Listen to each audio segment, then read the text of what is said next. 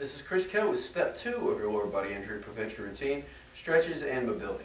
Alright, so I'm going to demonstrate our static stretches first, which are held for anywhere from 60 to 90 seconds up to several minutes, and then I'm going to do our mobility drills, which are performed for reps. Okay, so our first stretch, alright, is a hip flexor stretch. Alright, for the hip flexor stretch, what I'm going to do is I'm going to find a box here. Alright, this can also be done without a box, but I like to just prop the back foot up on a box here, come down on the floor, lean forward until I feel a stretch here in the down leg. You can tighten the butt cheek to intensify the stretch, and then just twist in slightly. I'm going to hold in this position from anywhere from 30 seconds to up to 5 minutes, and then I'm going to switch legs. All right. Now for our next stretch, we have a calf stretch. All right, for the calf stretch, what we're going to do is just sit up against a doorway or something we can lean into and press the back calf into the floor.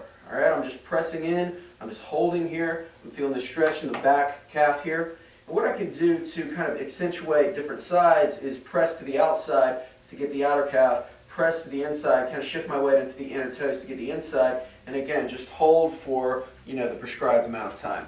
All right, for our third stretch, we have a wall hamstring stretch here. And for this is going to be a little difficult for me to describe. I don't have a wall to stretch on, but what you're going to do is line your back, place your leg on a wall, and just hold. The wall is going to help to keep everything straight. And again, what I'm going to do is turn my foot in to accentuate kind of the inner part of my hamstring and turn it out to kind of accentuate the lateral part of my hamstring. So we'll go over what to do, but just hold for prescribed time.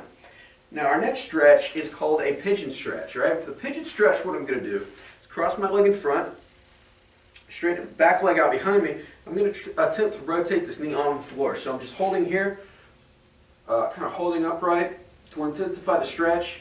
I can twist in slightly.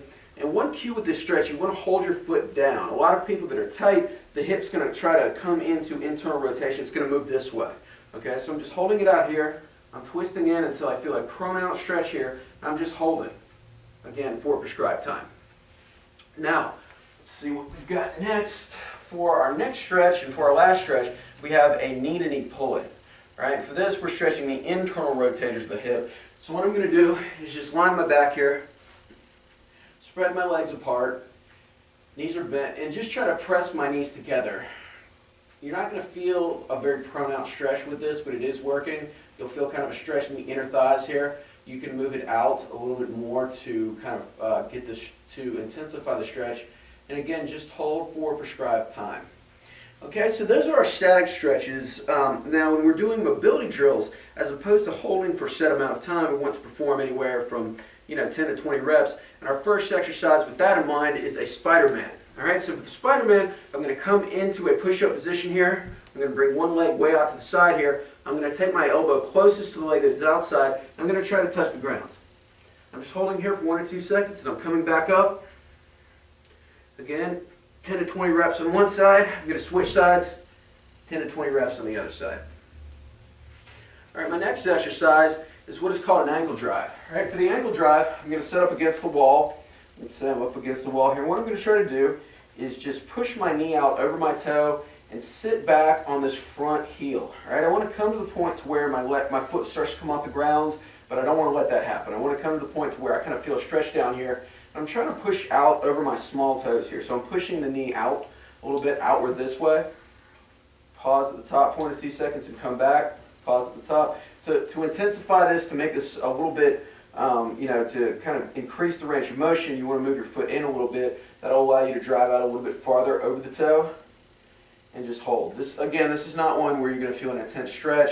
You shouldn't, but it does work. All right, so with that in mind, 10 to 20 reps on each side.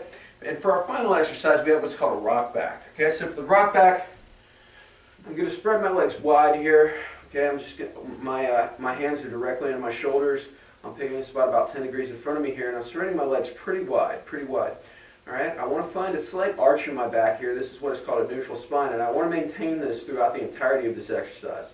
Now, what I'm doing here is just rocking back.